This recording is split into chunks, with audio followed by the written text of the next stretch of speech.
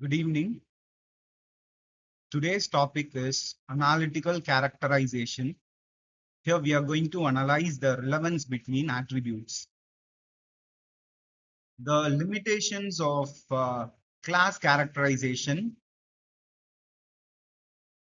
are like we can't handle the complex objects. We'll be able to handle only the simple numeric and non-numeric data.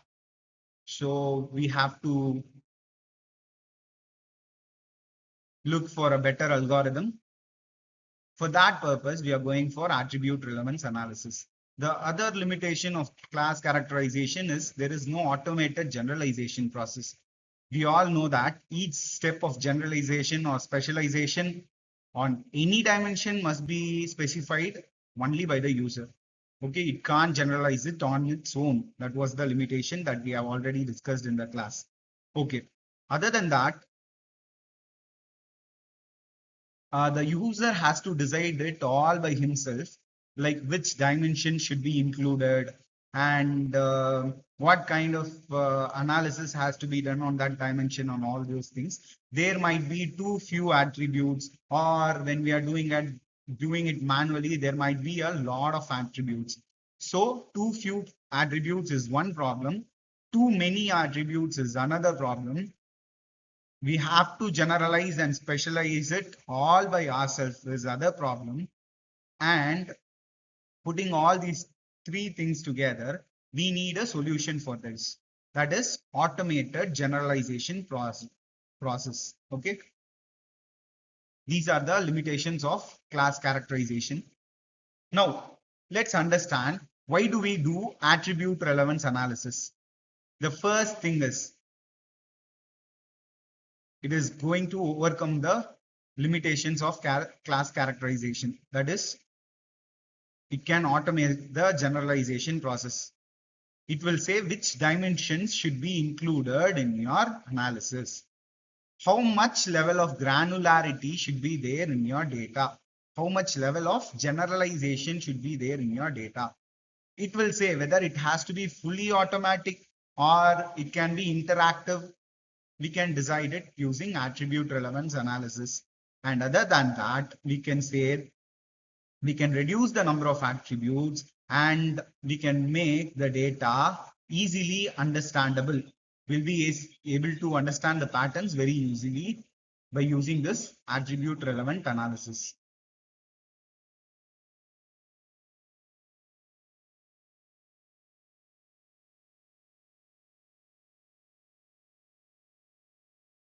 So coming to the next slide, let's see what is attribute relevance analysis. It is nothing but a statistical method which is used to perform attribute or dimension relevant analysis. We are going to find the relevance between two columns. Okay, we have two columns, column A and column B. We are going to say what is the relation between these two columns or what is the relevance between these two columns. Okay, with this technique, we'll be able to filter out the irrelevant columns or weakly relevant columns. Okay, you all remember, right? Columns is nothing but attributes. Attributes are nothing but columns. Okay, you can also retain or rank the relevant attributes. So this is a statistical method used to perform attribute relevant analysis, relevance analysis. In this, you will either be filtering out irrelevant or weakly relevant attributes, or you will be retaining and ranking the relevant attributes. Okay. There is only two functions that we are going to do with this attribute relevance analysis. So you have two more functions in this, which is analytical characterization and the other one is analytical comparison. As we all know, characterization is nothing but writing the summary. Comparison is nothing but comparing the two data together. Okay, so class characterization, which includes the analysis of attribute or dimension, is nothing but analytical characterization. Class comparison, which includes the analysis of attributes or dimension, which is nothing but analytical comparison. So we have seen the definition of analytical attribute relevant analysis, which is nothing but the statistical method used to perform attribute relevance analysis. In this, we'll be doing two things. One is filtering out the irrelevant or weakly relevant attributes, or we'll be retaining or ranking the relevant attributes. Okay. And we have seen two types of function. One is analytical characterization. The other one is analytical comparison. Okay. Okay. Let's go to the next slide. There is a procedure, as we have seen for our in our previous two topics. This also has a procedure to go through. The first one is, as always, data collection. You will be collecting the task relevant data, and then you'll be doing the analytical generalization. Okay. In our previous class also, we have seen how to do generalization. Generalization is nothing but moving from lower level concepts to the higher level concepts. Okay. Specialization is moving from higher level concepts to lower level concepts. Okay. So we are going to do some kind of analytical generalization. After that, in this attribute relevance analysis, you are going to use some formulas and calculate certain measures. For example, here they have used information gain analysis. Okay, that is a measure to identify highly relevant dimensions and levels. Okay, instead of information gain analysis, you can also go for some other analysis for identifying the impurity in your data, or for identifying the irrelevant values in your data. Okay, so here in this attribute relevance analysis, you are using information gain. Okay, the next step is relevance analysis. How relevant is this column to the other column that we have taken for consideration? Okay, then the fifth step is we need to sort and select the most relevant dimension and levels. Okay, and the last one is we will perform the attribute oriented induction for class description. Okay, so in order to make this as an automated process, in order to give the independence to the user from taking decisions on where to generalize, how much to generalize, and automate the process. For that purpose, we are doing so many steps under attribute relevance analysis topic. Okay, I'll repeat. First step is data collection, as always. The second step is analytical generalization. We'll be moving from lower level data to higher level data, lower concept level to higher concept level. Okay, then we'll be using some formulas to identify the highly relevant dimensions, and then we'll do the relevance analysis. Then we'll be sorting and selecting the most relevant dimension. And the last one is you will be doing the attribute oriented induction for class description. Okay, at the end of this, you will be getting only the relevant columns from your big data. Okay, I hope you remember this attribute oriented induction that we have discussed in our last class. We have seen two types of data generalization. One is using data cube technology. The other one is using attribute oriented induction technique. Okay, fine. Going on to the next slide. As I said, there are some other relevance measures also. In our last slide, we have seen information gain. See, information gain. But instead of information gain, you can also calculate the gain ratio. You can also calculate the Gini index. You can also calculate the chi-square contingency table statistics. So there are a lot of formulas that can be used instead of this information gain, and you'll be able to measure the relevance of your two columns. Okay, so quantitative relevance measures determines the classifying power of an attribute within a set of data. So this is a small definition for quantitative relevance. What is the relevance? Relevance says the classifying power of an attribute within a set of data. Okay, it is going to say how your column 1 is related to your column 2. Okay, fine. For that, we'll be using information gain, or we'll be using gain ratio, or you'll be using Gini index, or you'll be using chi-square contingency table statistics, or you'll be using uncertainty coefficient. Okay, let's move on to the next slide. Okay, we have seen what a decision tree is. Now, a decision tree has an internal node which will test an attribute.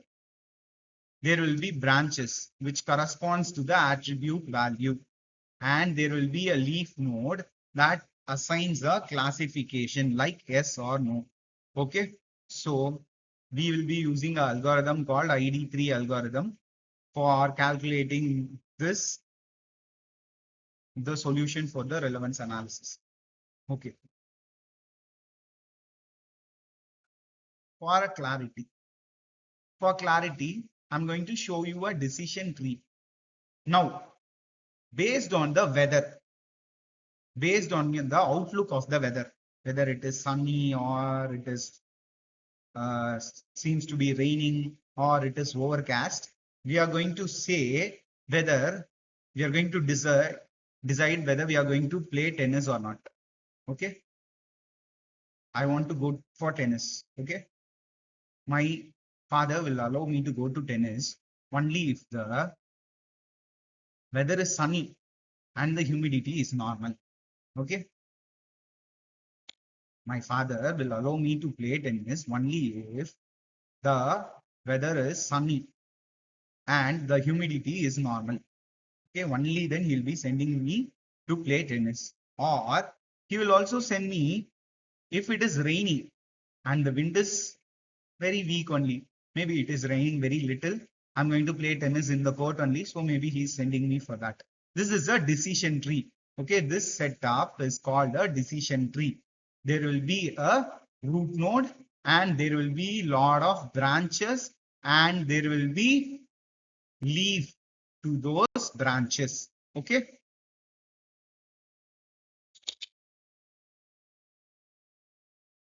Now, for a decision tree, we are going to calculate the entropy and information gain. Okay, suppose we have a data of 100 lines. Okay, we have a column called S and that has 100 tuples, which mean 100 lines of data, 100 rows of data. And it has M classes, maybe type 1, type 2, type 3 till type M. We have some M classes, maybe 5 classes. Okay, information, it measures the info required to classify any attribute arbitrary tuple. Okay, what information does is it will find the information required to classify any arbitrary tuple. It will say what is the percentage contribution of this first row to the entire data. What is the contribution of the second row to the entire data? Like what is the contribution of the mth row to the entire data? This is the formula for information gain. Okay, I is equal to summation of I is equal to 1 to m Si divided by S into log 2 Si by S. Okay, so this is the formula for calculating the information. And then comes the formula for entropy. Entropy of attribute A or column A is equals to summation of j is equals to 1 to V S1j plus S2j plus until Smj whole divided by S into information of S1j until Smj. Okay, first in order to calculate this entropy, you will need to calculate the information. Okay, the last formula is information gain. The formula for information gain is information minus entropy. Okay, so these are nothing but 3 formulas for calculating the attribute relevance for a decision tree. Okay. Now that we have seen the procedure for doing analytical characterization, let's see a simple example.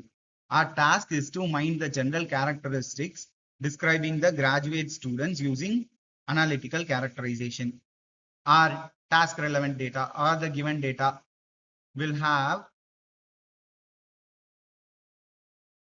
okay, our task or given data will have attribute name like gender, birth, major, what department he belongs to, which is his birthplace, India, Canada, whatever, what is his date of birth, what is his phone number, what is his GPA or percentage of marks that he has scored. And then they have given a generalization technique, which is concept hierarchy. We are going to use a concept hierarchy on attribute AI. On my column AI, they are going to use concept hierarchy and they are going to generalize it. Okay, UI, capital UI is the attribute analytical thresholds for the column AI. Okay, and then TI is the attribute generalization threshold for AI, and the R is the attribute relevance threshold. Okay, so they have given the generalization technique that is used, the attribute analytical thresholds, they have given the attribute generalization threshold and the attribute relevance threshold. All these things are given to you. Okay.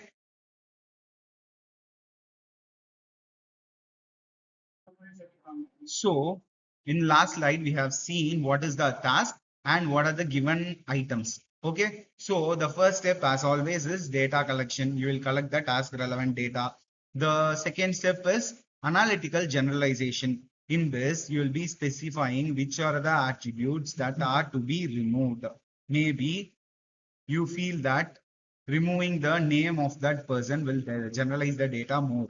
Maybe removing the phone number of the person will generalize the data more because these are distinct values. Do you remember that we have seen related to this in our last class also? Okay, name of your class students are 55 distinct values. So that will not at all generalize. So you are going to remove that. And then you can generalize some values like you can generalize the major. All those people belonging to CSE A and B can be generalized to CSE third year. Maybe people belonging to CSE, BCA, and all those people can be generalized to School of Computing. So that can be done. You can generalize the birthplace, like you can generalize Velur, Vaniambadi, and Tirupattur to Tamil Nadu. Okay, you can generalize the birth date. People born on January together, people born between 1999 and 2000 together, something like that. Okay, and then you can accumulate the counts. You can aggregate the data. This is about attribute removal and attribute generalization. Next one,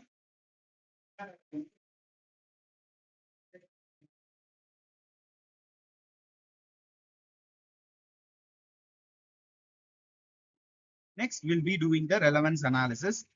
First, from our data, we'll be calculating the information. We have two data points, which is S1 is S1 is 120 and S2 is 130. From that, we'll be calculating the information of the entire data. We'll be substituting these values in our formula, which we have discussed already. And we'll be calculating the entropy for each attribute. Example, let's take major. For each attribute in major, when the major is science, when the major is engineering, this is your entropy. When the major is business, this is your information. So we'll be calculating all these things. And then from that information, we'll be calculating the entropy using the entropy formula. And finally, we'll be calculating the information gain using the information gain formula, which is nothing but information minus entropy. So we have got the gain of all these values. Okay, fine. Then finally, we'll be performing attribute oriented induction on the working relation that we have got. Finally, after doing attribute removal and generalization, we'll be getting a final data. From that, we'll be sorting and selecting the most relevant columns, and we'll be showcasing that to the user. From that, you can perform attribute oriented induction, which means you will go put this table as a initial working relation for your attribute oriented induction. You will use this table as the input table for your attribute oriented induction, and you'll be getting the generalized table. Okay. So this is all about analytical characterization. Thank you so much for watching this video. Will be I will not be coming for tomorrow's class most probably. I want you all to sit and write a test on this topic tomorrow. Thank you so much.